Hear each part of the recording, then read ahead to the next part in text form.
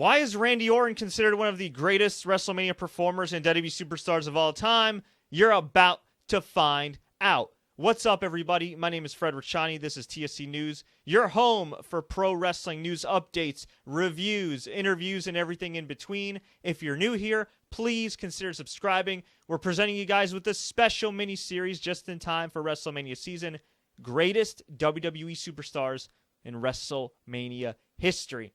And we decided for the very first episode, I know there's so many legends to choose from, some obvious ones, some not so obvious ones, and I decided to pluck out the sort of not so obvious one, the Viper, Randy Orton, who at the time I'm recording this right now, recently won the United States Championship and became just the 10th Grand Slam champion in WWE history. And he's been around for so long. He's had some great matches.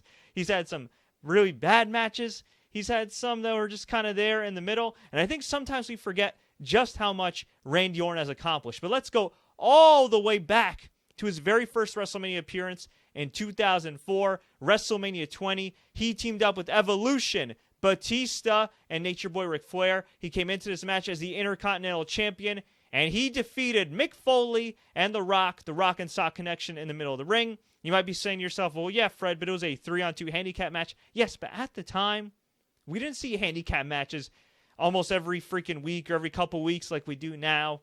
And at the time, they truly built up Randy Orton as a rising star. With all due respect to Roman Reigns, who I think is great, one of the reasons he hasn't gotten to the level of guys like Cena and Orton when he was at his hottest, I mean, maybe he's gotten to the level of Orton when he was at his hottest. I don't know. It's hard to tell. But the reason he hasn't really caught on is because his push wasn't really that organic. The Shield was organic.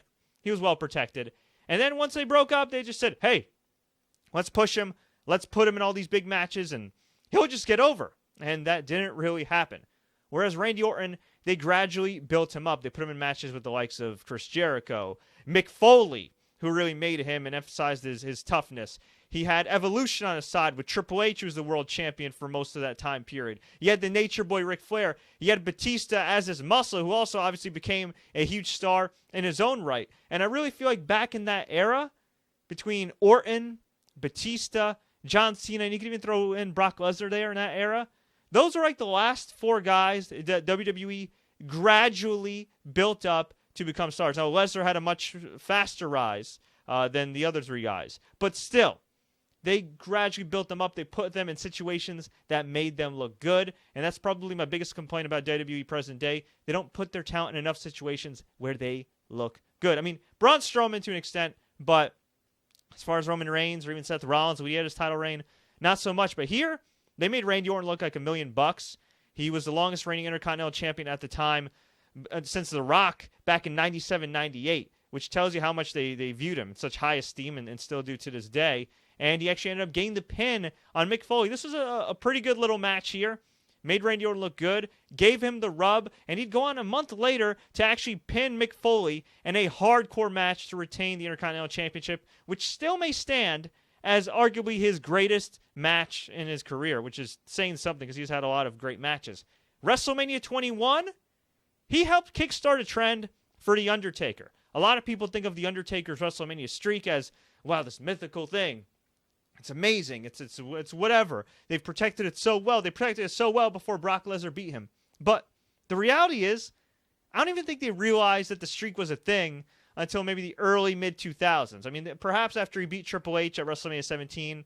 But that was around the time I recall, going around on like the message boards and the wrestling websites that Triple H was rumored to actually beat The Undertaker. Can you imagine how crazy the history would have been if Undertaker lost to Triple H back then? Well, fast forward to WrestleMania 21. This was the second WrestleMania for The Undertaker being back in his dead man gimmick. He had come back as a dead man at WrestleMania 20 after being buried alive by Kane. And I got to say, well, I think the Triple H match was pretty damn good back in 2001, WrestleMania 17. For the most part, Undertaker did not have any great WrestleMania matches.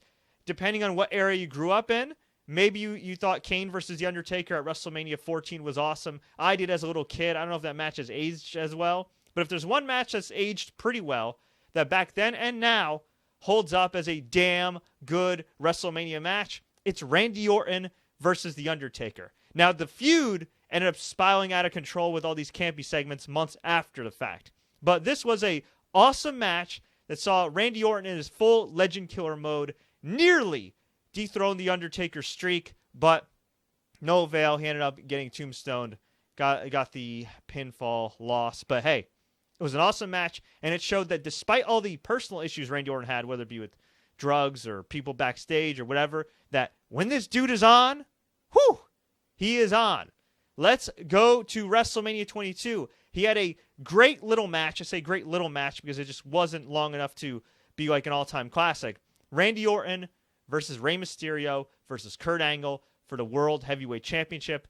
This was an excellent encounter that saw Randy Orton do the honors for Rey Mysterio, put him over in the middle of the ring, giving Rey Mysterio his first historic world title victory. Randy Orton did his part here. Like I said, I wish this match got more time. This was around the era when SmackDown matches, for whatever reason, probably because it's still looked at as the B show, weren't getting enough time at WrestleMania cards. I mean, I recall back even in 2005, WrestleMania 21.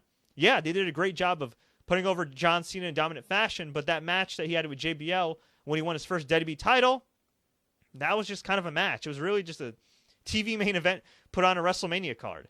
They ended up having a great match afterwards at Judgment Day 05, but they got shortchanged at WrestleMania.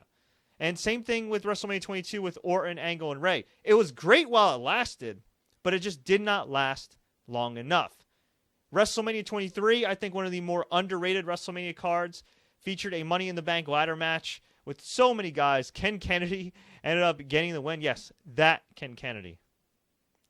Yeah, wrestling was weird back in 2007, but Randy Orton was the man here. He unleashed hell. He had RKOs on everybody in sight, including CM Punk, Mr. Anderson, Kennedy, whatever you want to call him, and an RKO off the ladder. I mean, this was awesome, and it set up Randy Orton versus Edge the following night on Raw, which is one of the all-time classic Raw TV matches itself.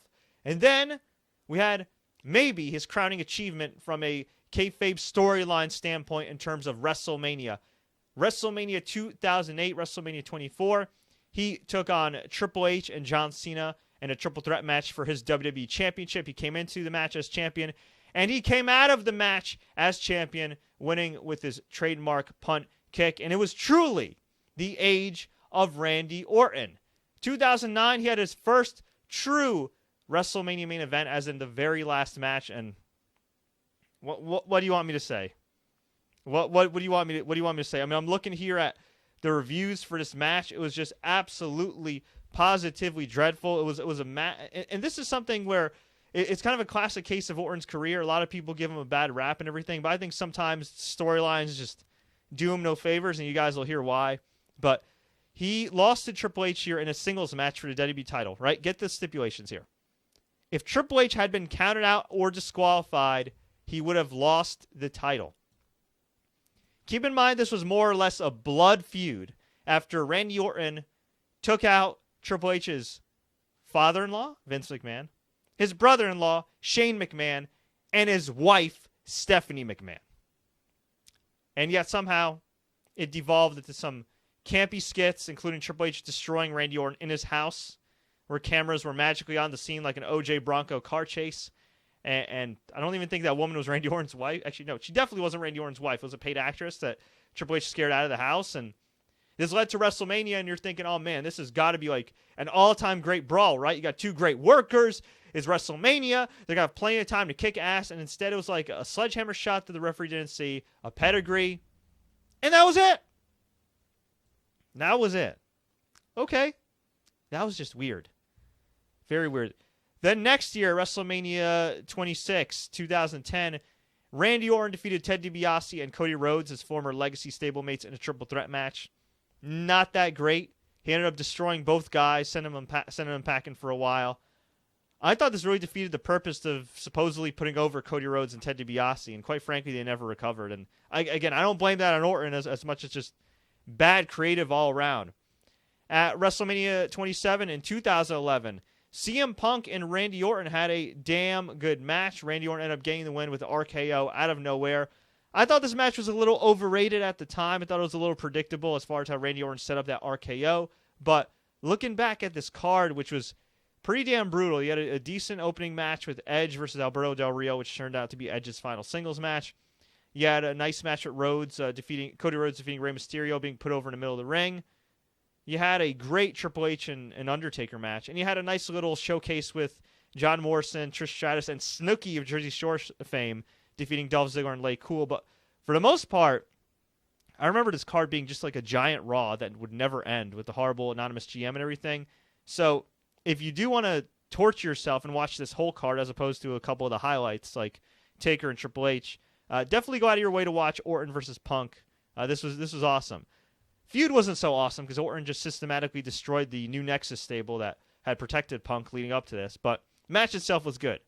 See a theme here? Randy Orton consistently has good to great matches, but the storylines surrounding these matches, not so hot. The next year, WrestleMania 28 in Orlando, Florida. This has to be the low point of Randy Orton's WrestleMania career. Well, yeah, it might. It just might be. Kane defeated Randy Orton. Need I say more?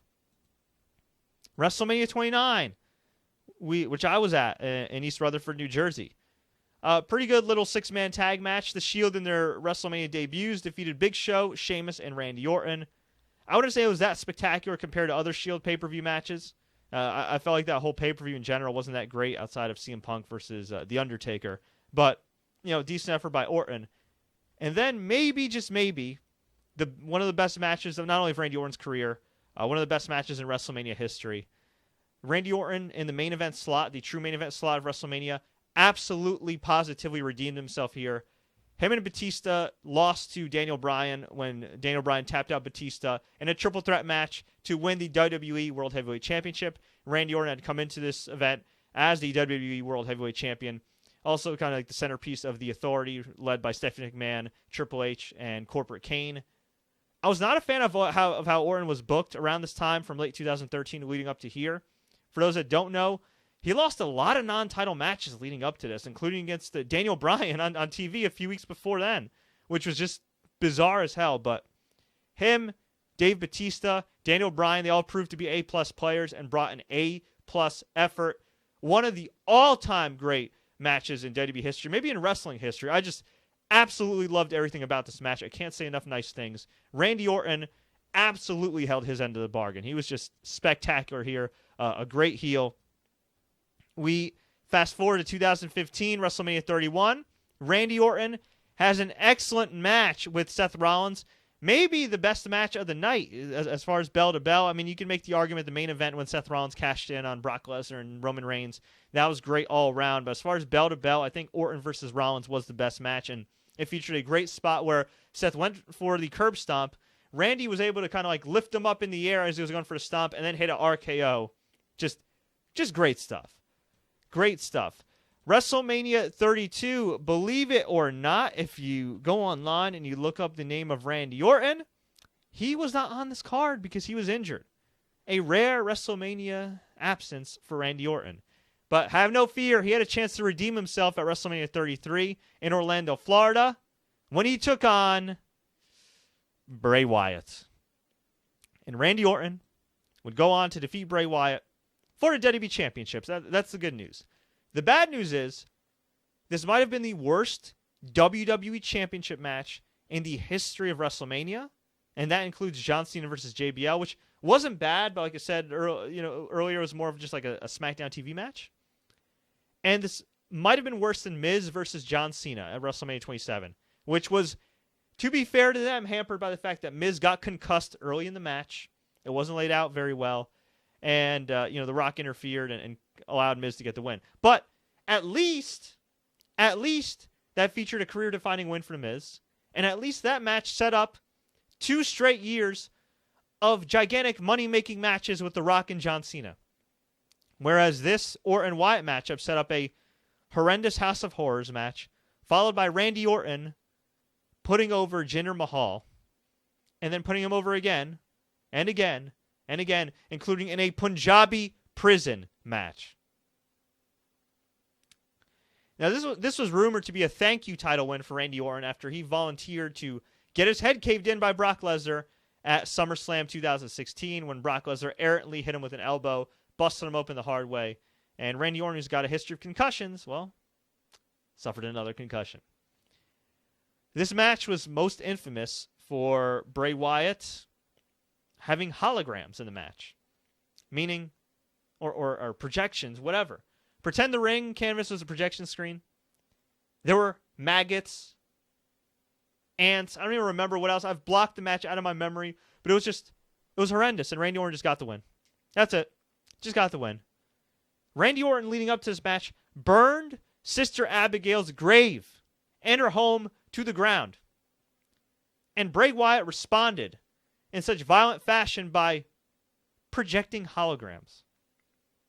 Bray Wyatt is the worst, part 65. So Randy Orton got the win here. And now it leads us to present day. At the time I'm recording this, we're just a few weeks away from WrestleMania 34. Randy Orton, the current United States champion, going into WrestleMania to likely wrestle Bobby Roode and Jinder Mahal in a triple threat match that had to be booked from hell. Now, granted, Orton versus Roode, when Orton won the title, turned out to actually be really good, even though I thought it was going to be really boring on paper. So this could be a great match. I don't know. On paper, I think they're going to have their work cut out for them. But overall, I think after you watch this video, I think after you listen to all these accomplishments I listed of Randy Orton at WrestleMania, most notably, WrestleMania 20, pinning Mick Foley in the match against the Rock and Sock Connection. WrestleMania 21, giving Undertaker a hell of a match. WrestleMania 22, doing the honors for Rey Mysterio in a fast-paced triple threat match for the world title. WrestleMania 23, a great Money in the Bank ladder match, even though Mr. Kennedy won. WrestleMania 24, a damn good triple threat match with Triple H and John Cena where he won clean in the middle of the ring. WrestleMania 31, the badass RKO on Seth Rollins, and arguably the best match of the night.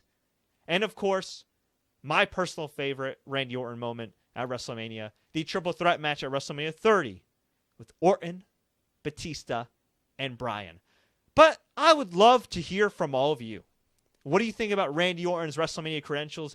Do you think that he belongs in the conversation of greatest WWE superstars in WrestleMania history? Let me know. Leave a comment below. If you'd like to see anybody else profiled in this mini-series leading up to WrestleMania, please, by all means, drop me a line. I'd love to get your feedback. And if you enjoyed this video, please click the like button. Please share this with all your friends. Please don't forget to subscribe for more in-depth profile videos as well as interviews you won't find anywhere else. And until next time, everybody, as always, I'm going to go hide before I get an RKO out of nowhere. As always, everybody, enjoy the matches.